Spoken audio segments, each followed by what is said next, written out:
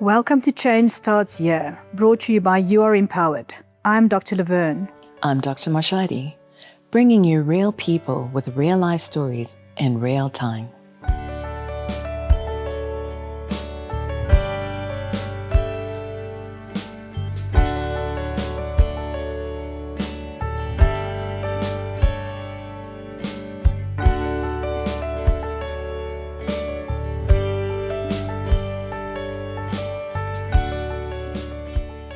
Today we welcome forensic psychiatrist Professor Funeka Sobudela.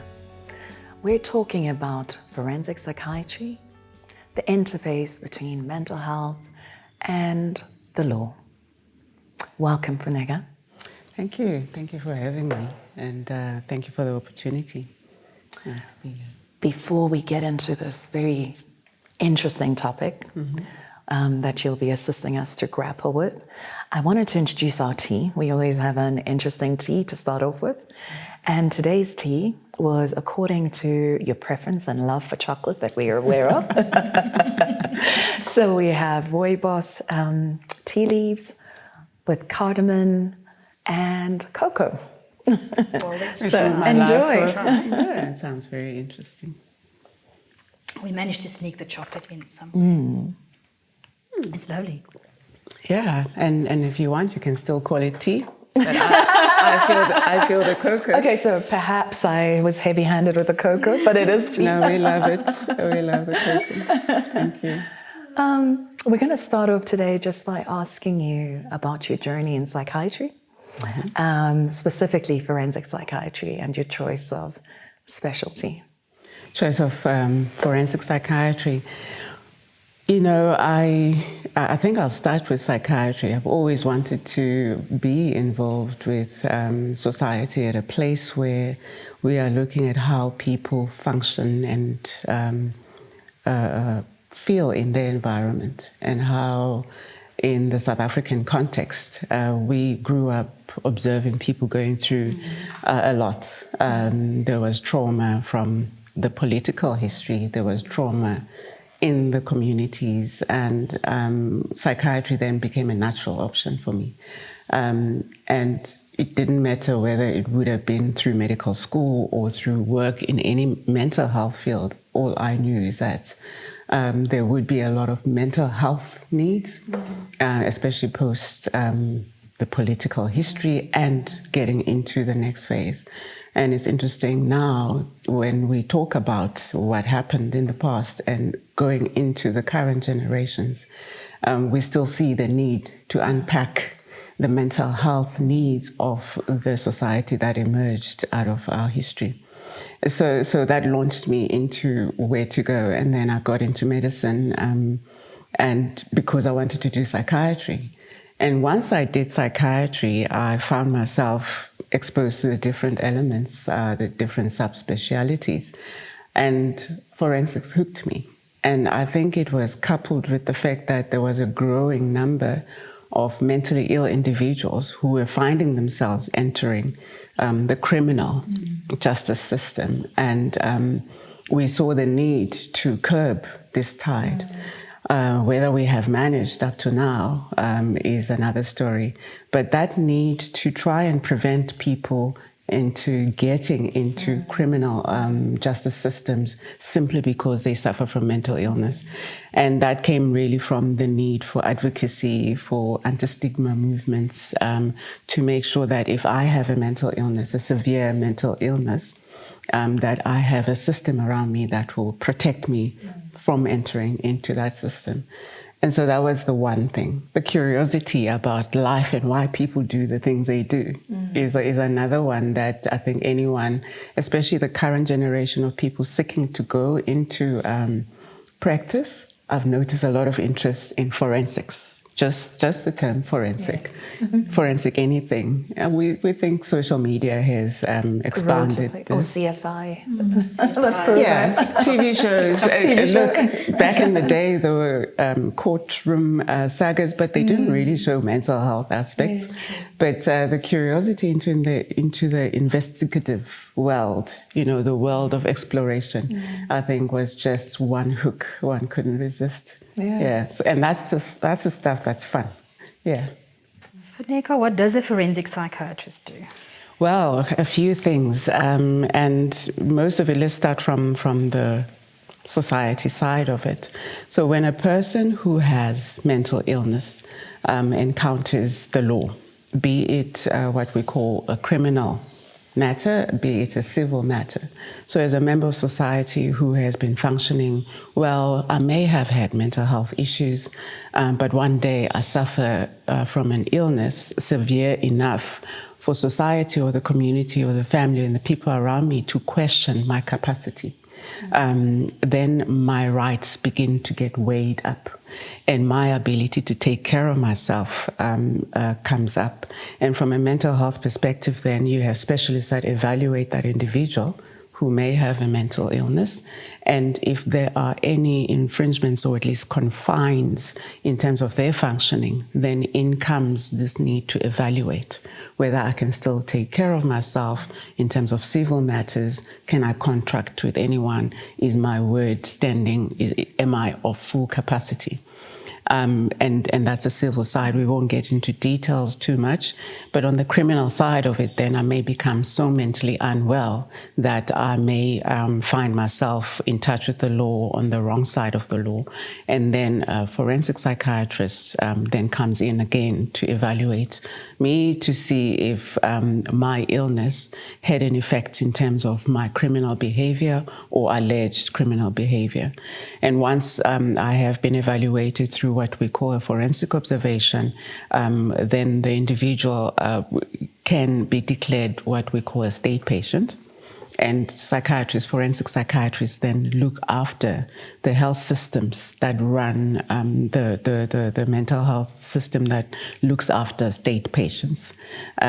So we do both sides when things are okay, but I've lost my capacity, as well as then when things are not okay and I've lost capacity to a point where I need to be taken care of. There are other areas, of course, in between where we interact with the law, with legislation, authors, the legislature, from the top of the executive of our functioning as a country. When legislation is put down, whenever there's an interaction between health and the law, then this group of specialists emerges, especially then when it's mental health and the law. So you find us interacting really at that rudimentary place where society is formulating law and legislation to guide health systems in the country. And so that's pretty much what forensic psychiatry and forensic mental health is about. We move it a little bit away from psychiatry purely because it's a mental health system concern, and really it's settled on health systems management. Okay. Thank you. And would you help us understand? You said observation. What happens during an observation? Okay, so I said a person starts off being a regular mental health care user and a member of society. Really, sometimes a person is not discovered before they get to court, that perhaps there is mental illness that may be affecting the individual. But once a person gets to court and a court suspects, it doesn't matter who raises it. Often it's the lawyer, the representative, or it could be the prosecution, it could be the presiding officer. Any person who raises the matter then brings it to the court's attention that there may be mental illness at play. And that individual will then be referred to a forensic unit for an observation. In South Africa, we have about 10. It fluctuates, 8 to 10 of these. And so the individual gets sent through under the Criminal Procedure Act. And the Act as it stands now, it is under review constantly, but the Act as it stands now means then that the person is observed for 30 days, for a period of up to 30 days at a unit. And the individual is evaluated by specifically a psychiatrist and a clinical psychologist if it's necessary, if it's a minor crime, and if it's a major crime, then there's more than one psychiatrist that get appointed. Legislation as it has it now is 2 psychiatrists would have to be appointed and or a clinical psychologist as well.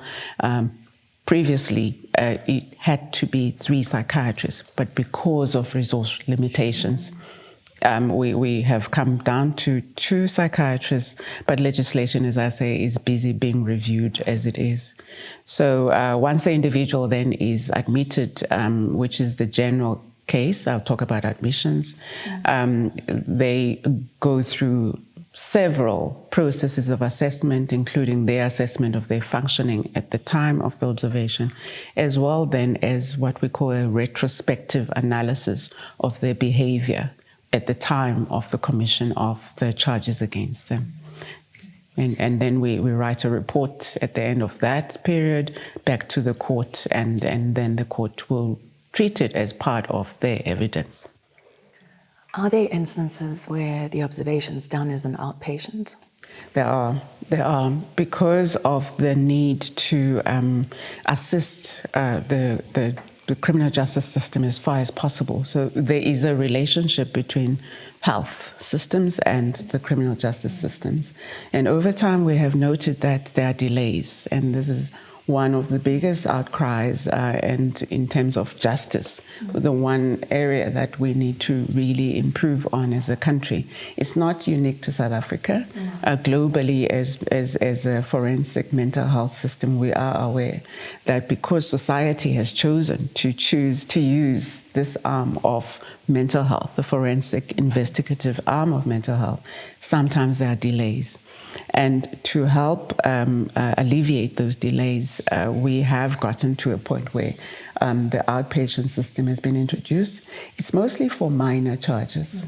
If I have committed a crime that is classified in South Africa as a minor charge, so non-violent, no use of a weapon, and there is really not a glaring big risk to society, then I can be seen as an outpatient. It makes it go fast in the sense that then I get evaluated, I go back to court, and then most of the time I get readmitted back into the health system as a so-called involuntary mental health care user. The court, of course, is free to make any decision of any other kind. It's not automatic that a person will be readmitted into the health system, but most of the time, a minor charge, a single observation by a psychiatrist, a readmission into the health system, because generally that person would tend to be a known mental health care user, or even if it's a new mental health care user, there would be a minor charge plus mental illness. At times, though, we have had, and I know in the past it caused controversy, the issue of charges that are major, where a person is observed as an outpatient. Those are unique, and those are specific to the circumstances that the person is being observed. And generally, we confine those outpatient major cases to when a person is being evaluated for what happened in the past. If we need to see how you are functioning now, then you need to come in. We need to observe you closely. But if it is a retrospective analysis and the law can be confined to that, then we can do it on an outpatient basis. Also, in terms of our challenges then in the system, if having an individual of a certain physical need may impair or at least be strenuous to them or the system, then that balance needs to be put in place. It is the court that decides at the end of the day whether such an application by an individual is appropriate and is fair to the system that needs to evaluate them as well as the individual. So we have had instances. I want to ask, the public has this perception that you can get off if you go for an observation or you use the incapacity avenue. Your thoughts about that? Yeah, there's been public perceptions have been that people use this as an escape route, and perhaps there have been cases. We can't say there haven't been cases of people who think that this is a way out after they have gotten into trouble. What is good about our system is that we sit in a position of neutrality as evaluators. This is the forensic part of it, and that really is an expert who is evaluating this matter. It is not for us to judge the matter, and it's a foregoing ethical principle that is set out from the get-go, that we are not deciding whether the person has done good or bad. We are evaluating their mental capacity to offend at the time, and their mental capacity to understand and follow court proceedings and defend themselves appropriately. And so if an individual does not have mental illness, and we find that they do not have mental illness that affected them at the time or is affecting them in terms of their court proceedings, then the report comes out saying that. Now, there are different tests that are used, and I won't go into too much detail, but we do have tests that can be done if there is any suspicion of what we call malingering. And it is a known phenomenon to occur, but we do have, I cannot, of course, reveal now. Give your secrets away. We do have ways and means. And this is, if you have noticed lately, forensic specialists, and I'll move a little bit away from health specialists, but if you go into any investigative arm of or law enforcement, there is always that boundary that is sensitive of the community around us wanting to know how we detect certain things, and yet we need to protect the practice and the authenticity of the practice. So social curiosity then comes in, say, oh no, he's faking it, or surely they got away with murder, excuse the pun. And from our side, we are comfortable, we're very comfortable that in our training in the country and the standards that have been set, we hardly ever come across cases where a person would malinger and basically get away with it. But it's always fun when a person does try. When they try. When a person tries. Some of the assertions are that psychiatry is being used as a tool to criminalize those with mental health challenges. What is your view on that? So we can start with the person who becomes a state patient, what we call a state patient. So mental illness is in place, and I contravene a law. And currently we're saying if it's a minor charge, I do not need to enter the forensic system per se. But if it's a major charge, society is worried that I'm a risk to self, others, and those around me. And that's the balancing act. And forensic mental health specialists, and it's not just psychiatrists, psychologists, there's social workers, there's occupational therapists, nursing, who are really designed to review these cases and then to look after individuals who suffer from mental illness subsequent to a crime.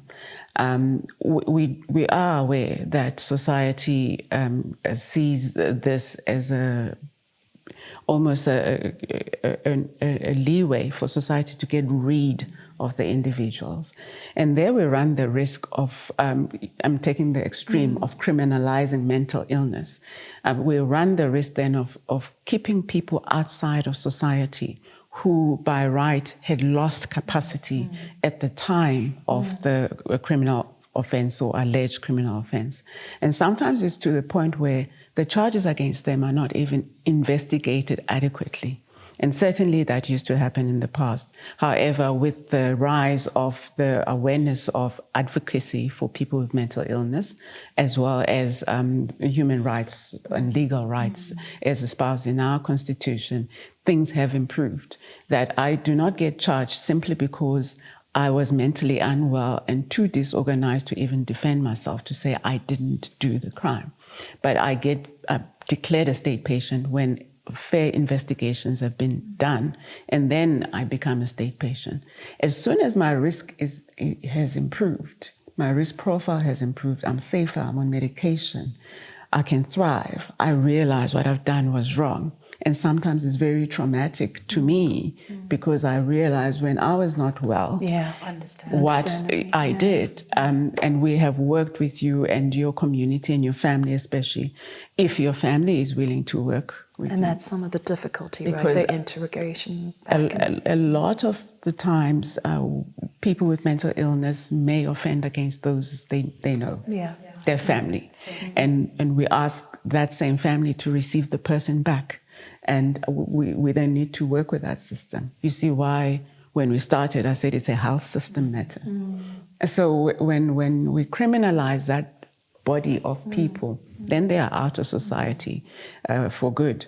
And that's what we're sitting with now, burgeoning numbers of state patients. Because of the stigma, society is finding it difficult to get them back into their communities for reintegration after they have recovered. So that's one extreme example. And we think that with education, and thank you for programs like yours, with education of communities, and for sure with the support that families that may need, we can get to a point then when people get reintegrated.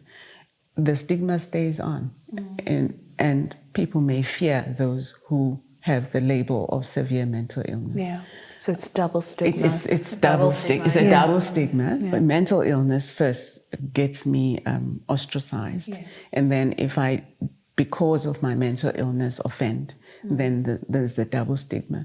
But there is this general sense on the other side where I have not necessarily committed a crime, that I become mentally unwell and I'm perceived to be a high-risk individual automatically. Absolutely. So mentally ill people are dangerous. Yeah.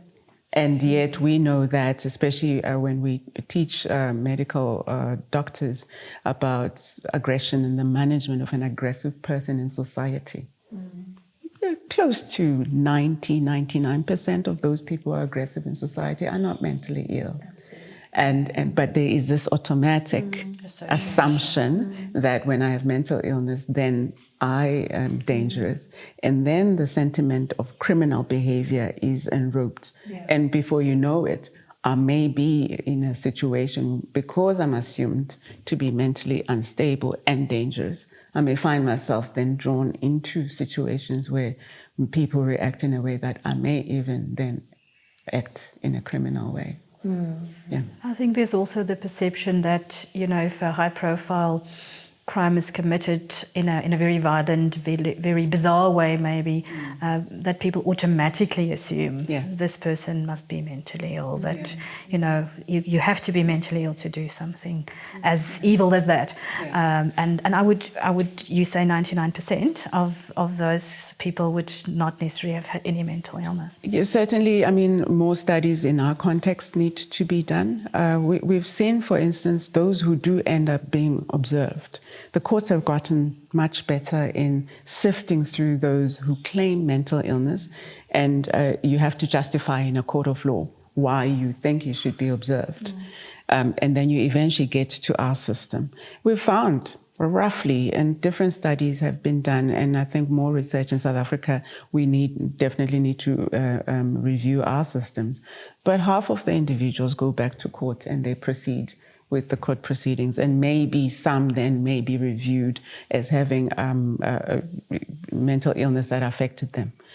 Of that 50%, you must know that there are people who have diagnosis but can proceed in court. It's not automatic that you will become exonerated because of mental illness. And so with time we've realized that with society assuming that there must have been something wrong with the person, we will get inundated with the numbers, and that's the waiting list. However, the sensitivity is to teach the courts, and we don't teach the courts, of course. It's to guide them.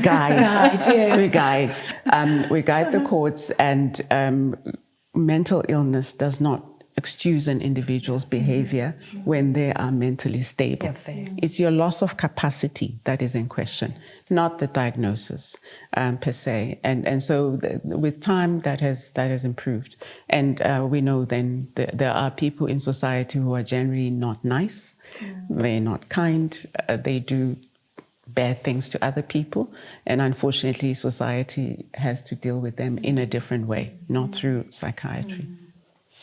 And would you ever involve forensic psychiatry if a person has been mentally stable, is fit to stand trial, and during their trial they become mentally ill? Is there a role to play there? Yeah, so there's a couple of places that a person may present with mental illness.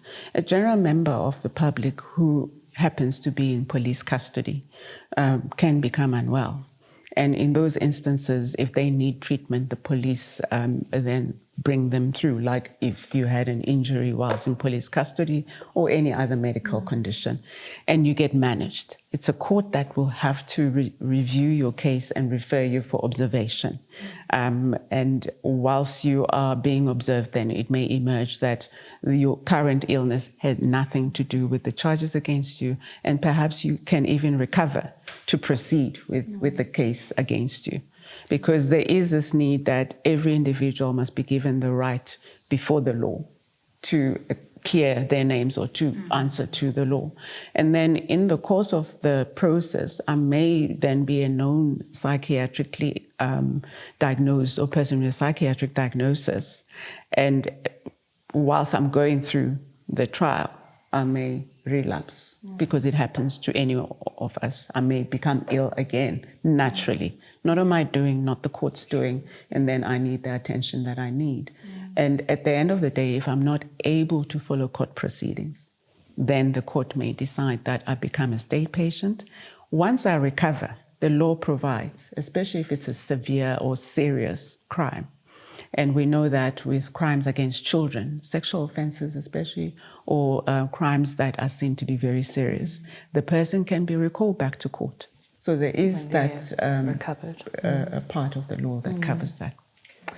I'd like to ask around, the different diagnoses, because we speak about the prevention of mental illness, and your thoughts around what we can do better in terms of, preventative measures when, especially at-risk individuals with certain diagnoses. Yeah, it's a hidden part of the work that we do, the prevention part. We often joke that we want to work ourselves out of our jobs because we do not, as a community of mental health specialists, we do not want to see individuals get so unwell for so long without the adequate care and measures for what we call secondary and tertiary prevention. When a person has been diagnosed, what do we do to prevent them from deteriorating to a point where they lose control and they get into a space where they are criminally charged? So I think, yes, there are ways for us to make sure that individuals do not enter the forensic mental health spaces. And we are working hard with our general psychiatry colleagues, as well as a very important subset of psychiatry, the child psychiatrists. Yes. And child psychiatry is of particular interest to us because it's closely linked to how an individual then ends up in the forensic mental health system. If they started early in their lives, certainly preteen years and the youth. And we've seen with the scourge of substance use and trauma and our communities and what they go through, that if you lose focus there as a health system, a mental health system, then that child or person, that youth may enter the forensic system. So for us as mental health specialists, we know that it doesn't even start with mental health specialities. It's a general, primary societal responsibility. And do we really have societies or communities that are thriving, that are taking care of themselves? That's the first part of prevention. Where people, individuals in society are thriving, they are flourishing, they know how to take care of their mental well-being before they become ill or they get given the tools they need early enough in their lives, we emphasize on early childhood development programs. We emphasize on prenatal programs for women to bear children who are healthy, and if the children are not healthy, they're caught early enough not to enter the mental health sphere altogether. But once they enter the mental health sphere, what do we do then to prevent them from entering the forensic mental health sphere? So, as you can see, we can spend a whole day on this one. Yeah, there's so many places to actually intervene. I can think of postnatal depression, where you would want the mom is at risk, the child is at risk. Yeah. And You mentioned the specific diagnosis. So there are certain diagnostic groups, and there are certain life stages, groups that fall within those life stages. I've already mentioned children. Yes. Youth, women of reproductive age, and the elderly. The elderly or older persons are hardly mentioned in the sense that they're relegated to, again, a corner. But older persons sometimes do find themselves entering our system as well, unfortunately. And again, it's those preventative measures that should have been in place where a person has lost their capacity and they find themselves then not cocooned enough to prevent untoward behavior, and they find themselves in the system. Fortunately for both of those systems, the children as well as the older persons, we have found ways as a health system to manage them in society more than in institutions. Fair enough. Going back to the process, you mentioned the report goes to court after the observation. Are you sometimes asked to testify in court? Yes, so our interaction with the law goes all the way. And I maybe quoted what may be deemed as the nicer part, legislature, law reviews, those are the nice things. We're sitting in a room workshopping ideas in terms of writing up legislation.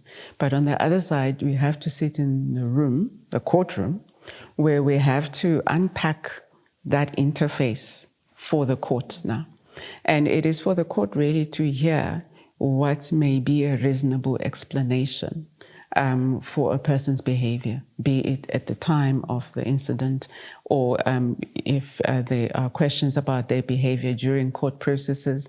It needs then an expert witness, a forensic expert witness, to come in and give evidence to the court to say why the opinion was arrived at. The report itself is an opinion that ought to be changed if new evidence comes up and is warranted to influence the report. What we do have is information from the courts, which is not always fully forthcoming, not anyone's fault. It's just the way information is gathered is dependent on a different forensic expert from investigative police systems. Now we are coming in to investigate from a mental health perspective. And the two then come together. And we do get access to such information. But if you need to explain it further to the court, then you have to be before the court. Can cross-examination be difficult at times? Most of our colleagues who are generalists, who in South Africa may practice in forensic psychiatry as well. And we have a lot of colleagues who do practice in forensic psychiatry, otherwise the system wouldn't function without generalists. And I've already said the legislation specifies psychiatrists and clinical psychologists. And most of our colleagues are wary of doing forensic observations because there is a possibility of being called to court. And so we have tried as a system to interact with the law, justice and justice system to say the environment needs to really manage us as expert witnesses. So not material witnesses, who done it, who said, she said, but people who come and really give an opinion. Courts of law depend on us as experts. It actually assists the criminal justice system to expedite cases that are fair and reasonable, especially to people who have mental illness, who may or may not be incapacitated by the mental illness. My last one on that point is that if we do not participate in this regard, we leave then large groups of people unattended to. It's equal to not having a lawyer in a court of law when you cannot access this kind of assessment. What an interesting conversation we've been having, and we can go on for days here. I'm sure there's a whole lot of things we can still explore. Unfortunately, we have limited time, and maybe we should have you back again for another opportunity. More than willing to. Yeah. So, but what would your parting message be to the greater audience out there? About forensic mental health systems first, I would say, as I said before, we want to work ourselves out of a job. We want to have less people who are mentally unwell entering the criminal justice system when it comes to the criminal justice part. For civil matters about our functioning in society, we actually would like to see more people protected. Because we talk about mental illness as a label that prevents us in terms of our functioning in society. But the impact in terms of our socioeconomic functioning and how we make decisions in society is greatly affected, the impact on our lives is greatly affected by how people perceive mental illness once there is a question about a person's capacity. All of a sudden, you cannot enter into a marriage contract, you cannot enter into business, you cannot run your life, you cannot look after your children. In some states, and hopefully in South Africa, we never go back to that period. If you were in a relationship that is recognized by law, a person would have a right to move away from you. There are many things that become then double stigma that are related to a person's loss of capacity in society. And if for us we were to take care of each other to a point where even if we have lost capacity, not just in criminal matters, but also in civil matters, those things that are a function for any one of us, if we could be assisted to preserve individuals' dignity and their rights to operate in society with as much assistance as they can get, I think we will go far in getting the kind of society that brings back people's dignity and that brings back a person's ability to thrive, irrespective of their capacity. It should never be left to what I can or cannot do for myself, but what can the community around me do with me to make sure that my life is that of a thriving individual. Yeah. Thank you so much, Prof. Funeka. It's been a wonderful discussion, and your passion and care and commitment to community comes through. Yeah. Thank you for having us to talk about this. Yeah, absolutely. Well, Funeka, we asked you what you would like to eat, and you had indicated some form of a breakfast bowl. So we're going to surprise you with a smoothie breakfast bowl. Okay. It's inspired by my travels in Bali, and as our practice is here, we're going to give you a plant-based version of that to just talk Sounds about good. change in the world of food as well. So we're going to share that with you now. So talking about taking care of the world around us as Yes. we make nice food. Look forward to it. Thank you.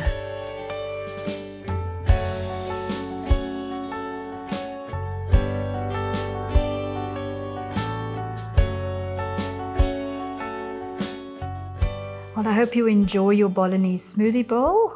And as a token of our appreciation, I'd like to gift you with Lunch with a Dragonfly. Enjoy. Thank you. Thank you so much. And the food looks delicious. Yeah. Amazing color. Yeah, Yeah. the colour came out nicely. Enjoy. Thank Tuck you. in. Thanks.